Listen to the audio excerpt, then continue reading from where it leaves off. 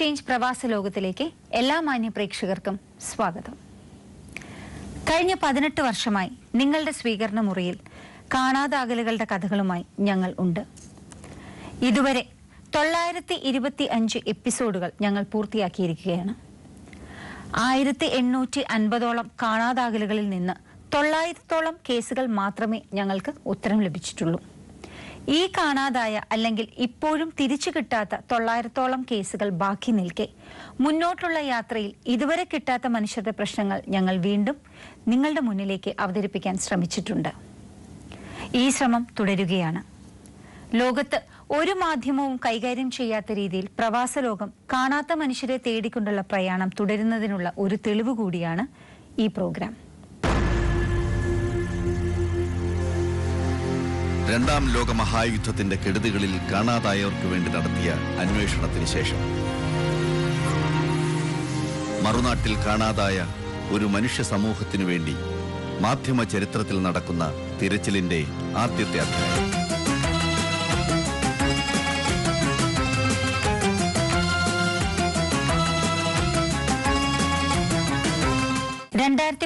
ന്റെ ഈ ആദ്യ നാളിൽ കഴിഞ്ഞ വർഷം സംപ്രേഷണം ചെയ്ത ഇതുവരെ ഉത്തരം കിട്ടാത്ത ചില വിഷയങ്ങൾ ഇവിടെ വീണ്ടും പുനരാവർത്തനം ചെയ്യുന്നു.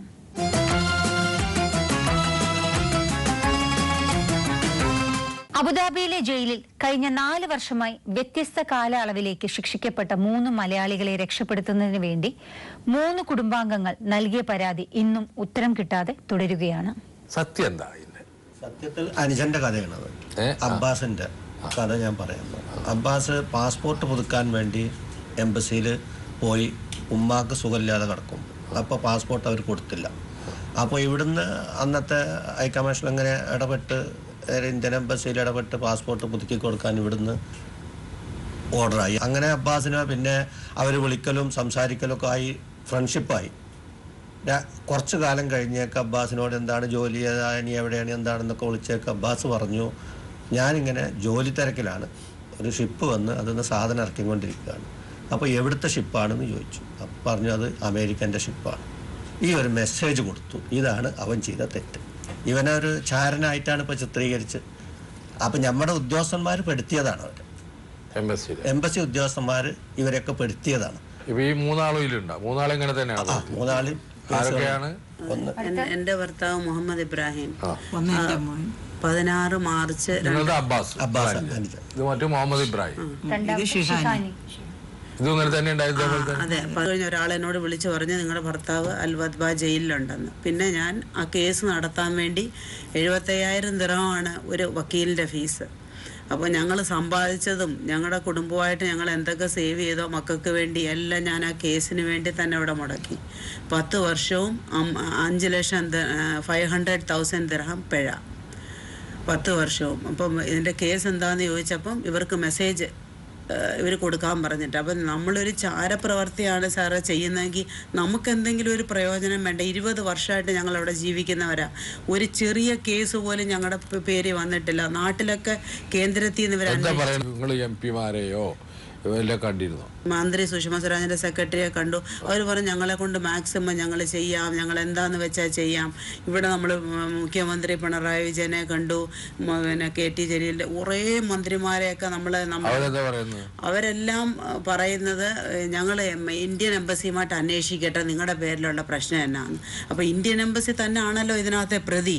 അപ്പോൾ ഇന്ത്യൻ എംബസി പറയുന്ന ഈ കേസിനെ കുറിച്ച് നിങ്ങൾ അന്വേഷിക്കേണ്ട, ഇവർക്ക് 10 വർഷം ഇങ്ങനെ വിധിച്ചേക്കുന്നേ, ആ വിധി മൊത്തം തീർന്നു കഴിഞ്ഞാൽ ഇവർക്ക് ഇവിടുന്ന് പോകാൻ പറ്റുള്ളൂ. എംബസിയാണ് ഇതിലെ പ്രതിയായിട്ട് ഇവർ പറയുന്നത്. ഈ മനുഷ്യർക്ക് ന്യായമായ കോമ്പൻസേഷൻ കൊടുക്കണം. നിങ്ങളുടെ ജീവിതം പൂർണ്ണമായിട്ട് ഇല്ലാതാക്കിയ 3 കുടുംബങ്ങളുടെ നിങ്ങൾ പോയിട്ട് കേസ് കൊടുക്കണം. കുവൈറ്റിൽ കഴിഞ്ഞ 20 വർഷങ്ങളായി കാണാതായ സദീജയുടെ മകളാണ് ഉണ്ണിമായ. കുട്ടികളുടെ നല്ല ഭാവിക്ക് വേണ്ടി കുവൈറ്റിലേക്ക് പോയി ദുരൂഹ സാഹചര്യത്തിൽ അപ്രത്യക്ഷ ആയ വ്യക്തിയാണ് സദീജ. സദീജ ഇന്നും കാണാമറയത്ത് എവിടെയോ കഴിയുന്നു. 9 വർഷങ്ങളായി കുവൈറ്റിലുള്ള സദീജയുടെ ഒരു വിവരവും എന്ന ജഗദമ്മയുടെ കുടുംബത്തിനില്ല. ഉണ്ണിമായക്ക് പുറമെ ഉണ്ണിയും ഉണ്ണികൃഷ്ണനുമാണ് അച്ഛനുപേക്ഷിച്ച ഈ കുടുംബത്തിലുള്ളത്. കുട്ടികളുടെ നല്ല ഭാവിക്ക് വേണ്ടി കുവൈറ്റിലേക്ക് പോയി ദുരൂഹ സാഹചര്യത്തിൽ അപ്രത്യക്ഷയായ സദീജയുടെ സ്വപ്നമാണ് ഇന്നിവിടെ ഞങ്ങൾ യാഥാർത്ഥ്യമാക്കുന്നത്. ഇളയ മകൻ ഉണ്ണികൃഷ്ണനെ വേളി സെന്റ് ജോസഫ് സ്കൂളിൽ ചേർത്ത് വിദ്യാരംഭം കുറിക്കാൻ ഞങ്ങൾക്ക് സാധിച്ചു. മൂത്ത മകൻ ഉണ്ണി നിറമൺകര മന്നം മെമ്മോറിയൽ NSS സ്കൂളിലാണ് പഠിക്കുന്നത്. നിസ്സഹായരായ അമ്മൂമ്മമാരുടെ സംരക്ഷണതയിൽ കഴിഞ്ഞിരുന്ന ഈ 5 കുട്ടികളും ഇന്ന് ബോർഡിങ്ങിൽ നിന്നാണ് പഠിക്കുന്നത്. എൻ്റെ പേര് ജയറമ്മ. എൻ്റെ മകൾ സതീജയാണ് ഗൾഫിൽ കുവൈറ്റിലാണ് പോയത്. മോൻ്റെ പേരെന്താ? അമ്മയെ കാണണമെന്ന് തോന്നാറുണ്ടോ? അമ്മയുടെ ഫോട്ടോ ഉണ്ടോ? ഫോട്ടോ കണ്ടിട്ടുണ്ടോ? അമ്മയുടെ അടുത്ത് എന്താ പറയണ്ട? എളുപ്പം വരണമെന്നോ? എന്താ പറയണ്ട? എളുപ്പം വരണോ? 20 വർഷമായി എൻ്റെ അമ്മ സതീജയെ കുവൈറ്റിൽ കാണാതെയായിട്ട്. ഇത്തരത്തിൽ 100 കണക്കിന് കുടുംബങ്ങൾ നമ്മുടെ കേരളത്തിലുണ്ട്. ഇവിടെ വിദേശ വനിത വന്നിട്ട് അവര് മരിച്ച സമയം മുതലാണ് അവരെ എങ്ങനെയാണ് മരിച്ചതെന്നതിന് ഒരു തെളിവ് പോലും ഇല്ലായിരുന്നു. അവരുടെ ഒരു മുടി കൊണ്ട് അല്ലെങ്കിൽ ബാക്കി അവർക്ക് കിട്ടാനുള്ള ചെരുപ്പ് കൊണ്ട് വരെ നമ്മുടെ എംബസിയും നമ്മുടെ ഇന്നത്തെ ഗവൺമെന്റും അവരെ കുറിച്ച് എല്ലാം കണ്ടുപിടിച്ചു. അവർക്ക് എന്ത് പറ്റിയെന്നും അവരെ ആരാണ് ആ രീതിയിൽ എത്തിച്ചതെന്നും എല്ലാം കണ്ടുപിടിച്ചു. അതേ സമയത്ത് ഇന്ന് 20 വർഷമായി എൻ്റെ അമ്മ പോയിട്ട്. അതുപോലെ എത്രയെങ്കിലും വർഷങ്ങളായി ഓരോ വ്യക്തികളും നമ്മുടെ ഈ കേരളം വിട്ട് അന്യ സംസ്ഥാനത്തും അല്ലെങ്കിൽ അന്യ രാജ്യങ്ങളിലും പോയി കാണാതെയാവുകയും കൊല്ലപ്പെടുകയും ചെയ്തിട്ട് ഇന്ന് യാതൊരു വിവരവും ഇതുവരെ ഉണ്ടായിട്ടില്ല. 2010 നവംബറിൽ സൗദിയിലേക്ക് പൈപ്പ് ഫിറ്റർ ജോലിക്കായി പോയ കൊട്ടാരക്കര സ്വദേശി സന്തോഷിനെ തേടിയുള്ള അദ്ദേഹത്തിന്റെ കുടുംബത്തിന്റെ അന്വേഷണത്തിനും ഇതുവരെ ഉത്തരം കണ്ടെത്താൻ കഴിഞ്ഞിട്ടില്ല. സൗദിയിൽ എവിടേക്കാ പോയി? ദമാമിലുണ്ട്. ആദ്യത്തെ ഒരു വർഷം കാശൊക്കെ അയച്ചു. ഒരു പ്രാവശ്യം പൈസ അയച്ചിട്ടുള്ളൂ. 10,000 രൂപ മാത്രം ഒരു പ്രാവശ്യം അയച്ചാണ്. പിന്നെ വിളിയൊന്നുമില്ല. പിന്നെ എന്താ കുഴപ്പമുണ്ടെന്ന് തോന്നല്ലോ അല്ലേ? അറിയില്ല. അവനൊരു പെൺകുട്ടിയായിട്ട് ഇഷ്ടമാണെന്നൊക്കെ ഇങ്ങനെ നമുക്കൊന്നും അറിയായിരുന്നു. അയാൾക്കൊരു നിരാശ ഉണ്ട്. ആ കുട്ടി വേറെ കല്യാണം കഴിച്ചു. ഒന്നും അറിയില്ല നമുക്ക്. പിന്നെ അതിനെ കുറിച്ച് അവൻ വിളിച്ചിട്ട് ഏതാ കുട്ടിയെന്നൊന്നും പറഞ്ഞില്ല. ഇല്ല, അറിയില്ല നമുക്ക്. ഈ സഹോദരങ്ങളുള്ള സ്ഥലത്ത് നിങ്ങൾ അന്വേഷിച്ചില്ല? 7 വർഷം അന്വേഷിച്ചിട്ടുള്ള പലരും പിന്നെ ഞങ്ങളുടെ ബന്ധു തന്നെ അവനെ കണ്ടെന്ന് പറഞ്ഞു. അവിടെ കണ്ട് മാർക്കറ്റ് വെച്ച്. അതിപ്പം കുറച്ച് നാളെ ആയതുള്ളൂ. അന്നേരം സന്തോഷമാണെന്ന് വെച്ചാൽ ആ പയ്യെ ഓടിച്ചെന്ന് കയ്യെ പിടിച്ചപ്പോൾ ഞാൻ സന്തോഷമല്ലെന്നും പറഞ്ഞ് കൈയും വെടിച്ചങ്ങ് പോയെന്ന് പറഞ്ഞു.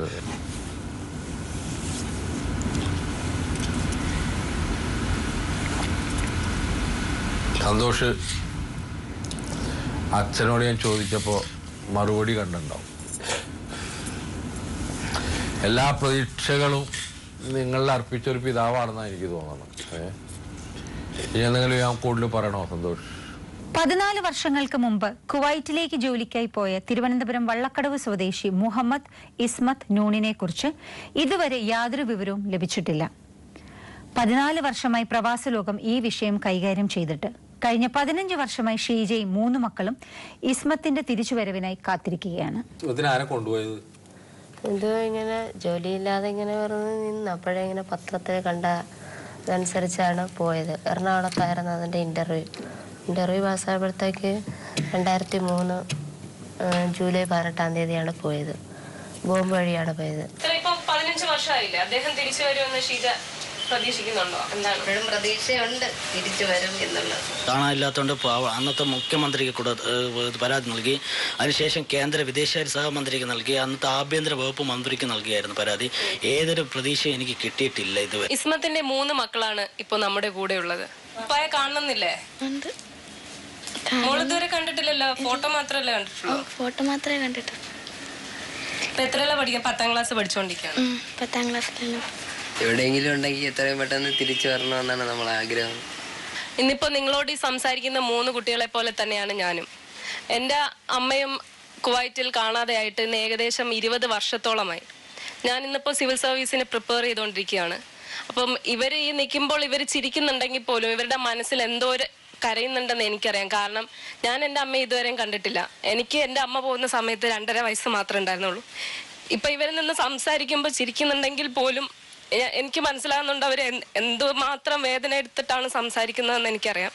ഇവരുടെ ഉപ്പ എവിടെയെങ്കിലും നിങ്ങൾ ഉണ്ടെങ്കിൽ, മുംബൈയിൽ ഉണ്ടെങ്കിൽ തിരിച്ചെന്തായാലും വരാൻ നോക്ക്. കാരണം മക്കൾ അപ്പനില്ലാതെ വളരുന്നിടത്തോളം കഷ്ടം വേറൊന്നും ഉണ്ടാവില്ല. കുഞ്ഞിന് ഇനി നാളെ ഇവക്ക് ഒരു ഭാവി വരുമ്പോൾ അവളുടെ ഉപ്പ ഇല്ല എന്നുള്ളൊരു സങ്കടം ഒരിക്കലും അവൾക്ക് വരരുത്. അതുകൊണ്ട് ദയവ് ചെയ്ത് എവിടെയെങ്കിലും ഉണ്ടെങ്കിൽ ഈ മക്കളെ ഓർത്തിട്ട് മക്കളുടെ മുഖം കണ്ടിട്ടെങ്കിലും നിങ്ങൾ തിരിച്ചു വരാൻ നോക്ക്. അത് നിങ്ങൾ ഈ ജീവിതത്തിൽ ഏറ്റവും ചെയ്യുന്ന വലിയ കാര്യം. 1 വർഷം മുമ്പ് റിയാദിൽ വെച്ച് കാണാതായ സമീഹിനെ തേടിയാണ് സമീഹിന്റെ ഉപ്പയും ഉമ്മയും മാമനും കസിനുമൊക്കെ പ്രവാസ ലോകത്തിൽ എത്തിയത്. ഇതുവരെ സമീഹിനെ കണ്ടെത്താൻ ഈ കുടുംബത്തിന് സാധിച്ചിട്ടില്ല. ഈ വാഹനങ്ങളുടെ ഈ നമ്പറൊക്കെ ഉണ്ടാവുമല്ലോ, ഇയാൾ ഓടിച്ച വാഹനത്തിന്റെ, ഇയാളല്ല ഓടിച്ചിരുന്നു. ആ വാഹനത്തിന്റെ എന്തെങ്കിലും തരത്തിലുള്ള ഇൻഫർമേഷൻസ് നിങ്ങൾ പോലീസിന് കൊടുത്തിരുന്നു? അതെ, കൊടുത്തിട്ടുണ്ട്. കുട്ടിയുടെ ഫോട്ടോ കൊടുത്തിട്ടുണ്ട്, പാസ്പോർട്ട്, അക്വാമ ഡീറ്റെയിൽ, വണ്ടിയുടെ TBJ 5642 എന്ന നമ്പറാണ്. ആ നമ്പറിന് ആ വണ്ടിയുടെ ഫോട്ടോ ഉണ്ടായിരുന്നു. ആ ഫോട്ടോ അവന്റെ കൂട്ടുകാരൻ, അവന്റെ വണ്ടിയല്ല അത്, അവന്റെ ഫ്രണ്ടിന്റെ വണ്ടി എടുത്തിട്ടാണ് അവൻ വന്നിരിക്കുന്നത്. പോലീസ് എന്താ പറയണത് അവിടുത്തെ? ലോക്കൽ പോലീസ് എല്ലാം എൻക്വയറി നടത്തിയിട്ട് അവർക്ക് റിപ്പോർട്ട് ഇല്ലെന്ന് പറഞ്ഞത്. എപ്പോഴാണ് എവിടെയാണ് അപ്രത്യക്ഷാവുക എന്ന് നിശ്ചല്ല എന്ന് ഒരിക്കൽ കൂടി നമ്മളെ ബോധ്യപ്പെടുത്തുന്നതാണ് സമീഹിന്റെ തിരോധാനം.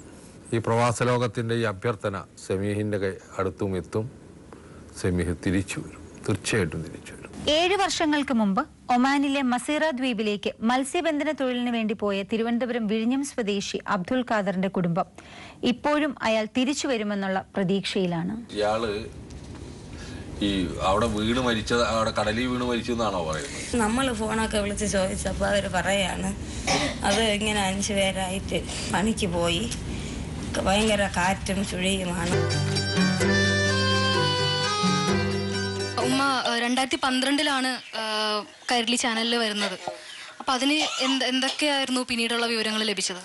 അവർ പറയാണ് കടലിൽ പോയി എല്ലാവരും അന്വേഷിച്ചെന്നും പിന്നെ ഇത് ഈ വാഹനങ്ങളൊക്കെ ഇറക്കിയെന്ന് നമ്മളെ മക്കളൊക്കെ പോയി നോക്കി, എല്ലാവരും രാവ്യസേനയൊക്കെ പോയെന്നും പറഞ്ഞ് എല്ലാം പറഞ്ഞു. നമ്മളന്ന് ഒന്നും ഒരു വിവരവും കിട്ടിയിട്ടില്ല. 2004 മലേഷ്യയിലേക്ക് പോയ അൻഷാദ് നാളിതുവരെയായി തിരികെ വന്നിട്ടില്ല. മകനെ തേടിയുള്ള ഈ ഉമ്മയുടെയും ഉപ്പയുടെയും കാത്തിരിപ്പ് ഇപ്പോഴും തുടരുന്നു. ആരെ കൊണ്ടുപോയി? ചേട്ടനെ കൊണ്ടുപോയി. ചേട്ടനാണോ? ഇപ്പം വന്ന്. എന്താ പറയുന്നത് ചേട്ടൻ? ഈ വിസ ഇപ്പം ഞങ്ങൾ അത് വാങ്ങിച്ചോണ്ടിരുന്നു. വാങ്ങിച്ചപ്പം പറയുന്നത് അത് വിസിറ്റിംഗ് വിസയാ. അതേ നോക്കിയിട്ട് ഞാൻ അറിയാവുന്നവരെ കൊണ്ട് നോക്കിയിട്ട് കോപ്പി വിസിറ്റിംഗ് വിസയ താൽക്കാലം കൊണ്ടുപോയത്. അങ്ങനെ ഇദ്ദേഹത്തിന് പാസ്പോർട്ട് ഇല്ലാതെ, പാസ്പോർട്ട് കറങ്ങി പുതുക്കിയിട്ടില്ല, അതിനും ഇല്ല. അങ്ങനെയാണ് എൻ്റെ അറിവ്. ലാസ്റ്റ് വിളിക്കുന്നത് ജയിലിൽ നിന്ന് വിളിക്കുന്നു പറഞ്ഞു. ഒരിക്കലും ജയിലിലാന്ന് പറഞ്ഞ ഒരു വിളി വന്നു. ഉമ്മ എന്ത് ജോലിയായിരുന്നു അൻഷാദിന് മലേഷ്യയിൽ ഉണ്ടായിരുന്നത്? ഒരു കടയിലെന്നും പറഞ്ഞാ കൊണ്ടുപോയത്. കണ്ടു അവന് ഇടയ്ക്ക് വെച്ച് ഇവിടെ വിളിക്കുമ്പോ അറ്റാക്ക് വന്നായിരുന്നു.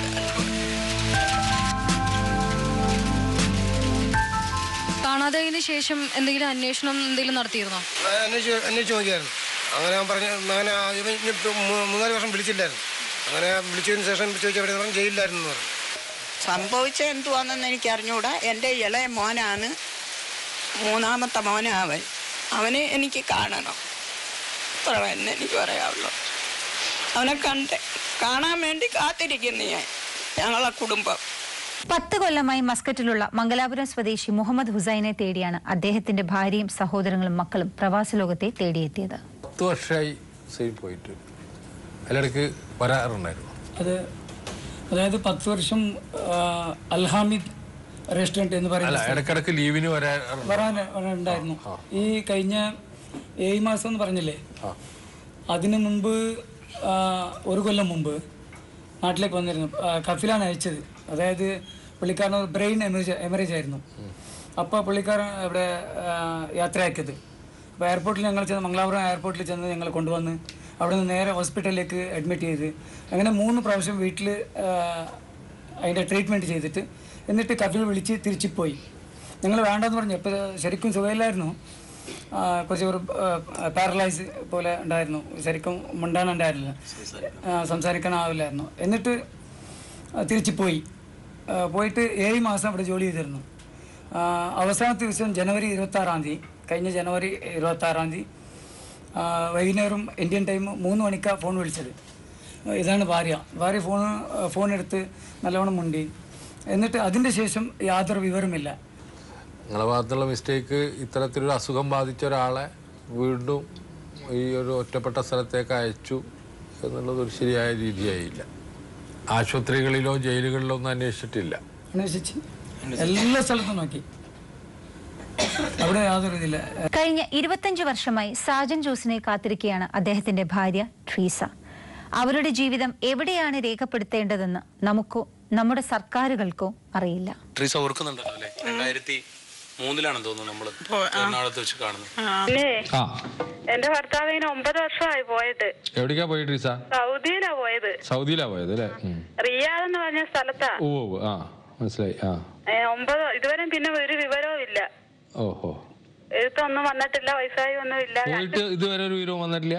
ഇല്ല. 9 വർഷം ഒരു വിവരവും ഇല്ല. ഇല്ല. ഒരേ ഒരു ലെറ്ററേ വന്നിട്ടുള്ളൂ ഇതുവരെ.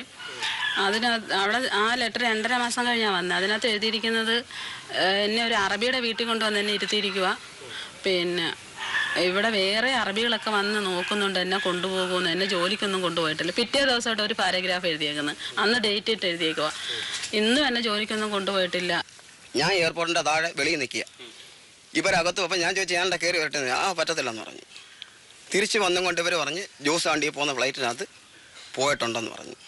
അപ്പോൾ അങ്ങനെ ഞങ്ങൾ ഗൾഫിൽ ചെന്ന് പരസ്പരം 4 പേരും കണ്ടിട്ടുമില്ല, ഒരു ബന്ധവും ഇല്ല. എന്തെല്ലാം ത്യാഗങ്ങൾ അനുഭവിച്ചാലും കാത്തിരുന്നത് വരുമെന്നുള്ള പ്രതീക്ഷയോടുകൂടി തന്നെ ഇപ്പോഴും ഞങ്ങൾ ജീവിക്കുന്നത്.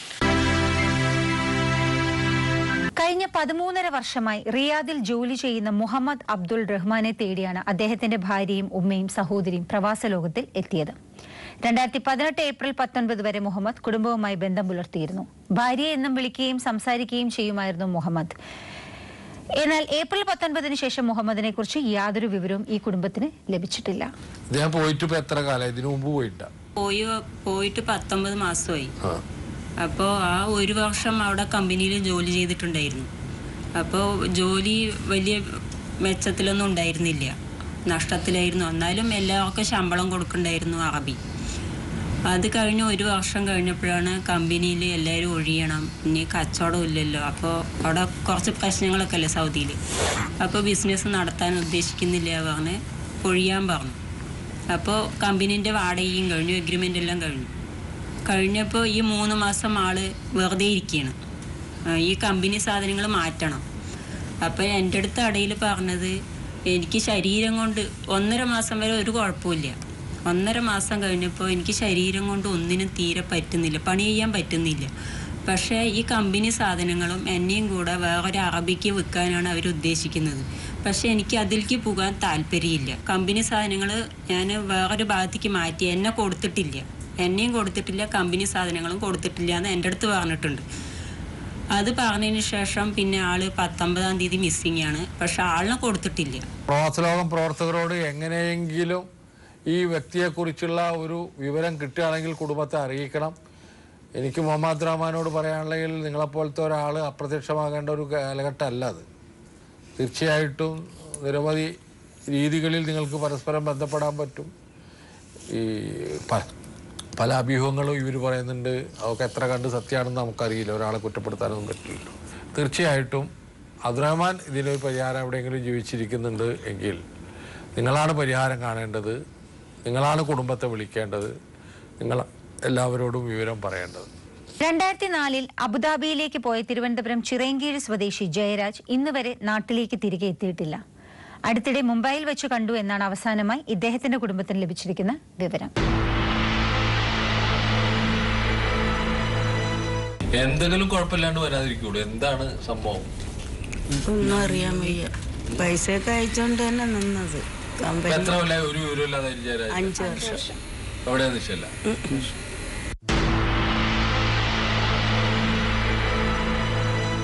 94 ജയരാജ് അവിടെ അബുദാബിയിൽ വരുമ്പോൾ നിങ്ങളുടെ ഒപ്പമായിരുന്നു ജോലി ചെയ്തുകൊണ്ടിരുന്നത്. അപ്പോൾ പിന്നീട് എന്തൊക്കെയായിരുന്നു സാഹചര്യങ്ങൾ അവിടെ?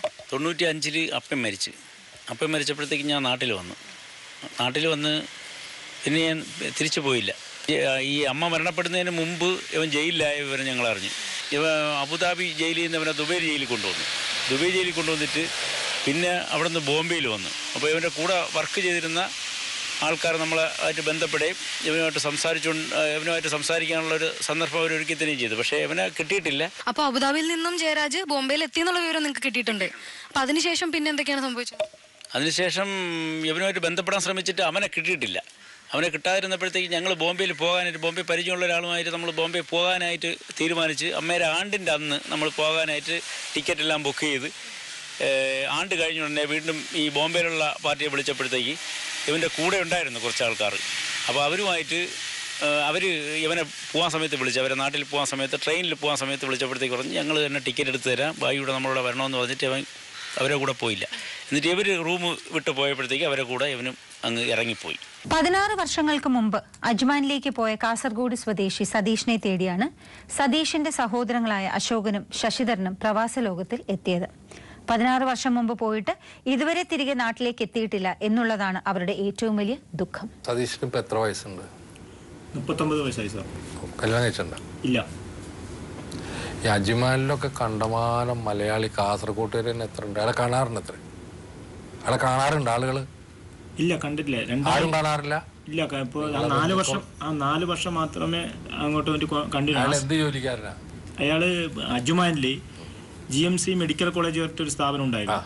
അവര് ക്ലീനിങ് സെക്ഷനിലായിട്ടാണ് കൊണ്ടുപോയത്. അപ്പോൾ അന്നേരത്ത് ഞാൻ ഗൾഫിലുണ്ടായിരുന്നു. ഞാൻ ഗൾഫിലുണ്ടായിരുന്നു.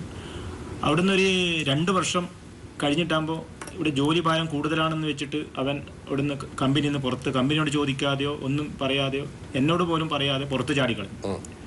പുറത്ത് ചാടിയിട്ട് ഏകദേശം ഒരു 3 വർഷത്തോളം അവിടെ ഇവിടെയുമായിട്ട് വിളിക്കുമ്പോൾ പറയും അവിടെയുണ്ട്, ജോലി ചെയ്തിട്ടുണ്ട്, ഇവിടെയുണ്ട്, ജോലി ചെയ്യുന്നുണ്ട് എന്നുള്ള ആ ഒരു കമ്മ്യൂണിക്കേഷൻ മാത്രമേ അതുമായി ബന്ധപ്പെട്ടിട്ടുള്ളൂ. പിന്നീട് അച്ഛൻ മരിച്ചിട്ട് അവന് വരാൻ സാധിച്ചിട്ടില്ല. അച്ഛൻ മരിച്ചത് അറിഞ്ഞിട്ടുണ്ട്, വരാൻ കഴിഞ്ഞിട്ടില്ല. പിന്നെ അച്ഛൻ മരിച്ചിട്ടായിട്ടും പിന്നെ ഞാൻ ഗൾഫിൽ നിന്ന് ക്യാൻസൽ ചെയ്ത് നാട്ടിലേക്ക് വന്നു. അതിപ്പോൾ ഏകദേശം ഒരു 11 വർഷം കഴിഞ്ഞു. ആ വരുന്ന സമയത്ത് ഞാൻ കണ്ടിട്ടില്ല, വരുന്ന സമയത്ത് എന്നെ വിളിച്ചിരുന്നു. പിന്നീട് ഒരു 6 മാസം കഴിഞ്ഞിട്ടതിന് ശേഷം പിന്നെ നാട്ടുകാരായ ചില ആൾക്കാർ അവനെ കോഫർക്കാനിൽ കണ്ടിരുന്നു എന്ന് പറഞ്ഞിട്ടുണ്ട്. പിന്നെ അതിന് ശേഷം ഞങ്ങൾക്ക് ഒരു വിവരവും ഇന്ന് വരെ ഇല്ല. അത് ഒരു മെയിൻ പ്രശ്നം എന്താ വെച്ചാൽ സാർ, പറഞ്ഞാൽ നമ്മൾക്ക് പിന്നെ ഏകദേശം ഇപ്പോൾ 39 വയസ്സായി. അവന് ഈ 16 വർഷം കൊണ്ട് നല്ലോണം ആൾക്കാർ മാറിയിട്ടുണ്ടാവും. അപ്പോൾ ഇപ്പോൾ ഈ ജനറേഷനിൽ പോയി കഴിഞ്ഞ ആൾക്കാർക്കാർക്കും അവനെ അങ്ങ് അത്ര പെട്ടെന്ന് മനസ്സിലാകാൻ സാധ്യതയില്ല. അവനെ ഓർത്ത് മാത്രം അമ്മ നിരന്തരം കരഞ്ഞുകൊണ്ടിരിക്കുന്ന ഒരു സ്ഥിതിയാണ്. അച്ഛൻ മരിച്ചിട്ട് കാണാൻ പറ്റിയില്ല സതീഷ്. അമ്മ രോഗിയാണ്, ഹാർട്ട് പേഷ്യൻ്റാണ്. എല്ലാ അമ്മമാർക്കും ഉണ്ടാവില്ലടോ ഒന്ന് കാണണം എന്നൊക്കെ വരിക്കണേനോ അതെങ്കിലും ഒന്ന് സാധിപ്പിച്ച് കൊടുക്കുക സതീശ.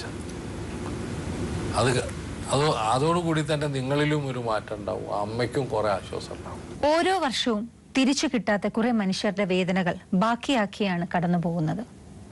അതുകൊണ്ട് തന്നെ എല്ലാവരും പുതുവർഷം ആഘോഷിക്കുമ്പോൾ പ്രവാസ ലോകം തിരികെ വരാത്ത ആ മനുഷ്യരെ കുറിച്ച് വീണ്ടും വീണ്ടും ഓർക്കുന്നു. ഞങ്ങളുടെ ദൗത്യം ഞങ്ങൾ തുടർന്നുകൊണ്ടേയിരിക്കുന്നു. കാത്തിരിപ്പിന്റെ ഈ യാത്രയിൽ ഞങ്ങളോടൊപ്പം കൂട്ടായിരിക്കുന്ന എല്ലാ പ്രേക്ഷകർക്കും ഞങ്ങൾ നന്ദി അറിയിക്കട്ടെ. ഈ ആഴ്ചയിലെ പ്രവാസ ലോകം ഇവിടെ പൂർണ്ണമാകുന്നു. അടുത്ത ആഴ്ച ഞങ്ങൾ വീണ്ടും കാണും. നന്ദി, നമസ്കാരം.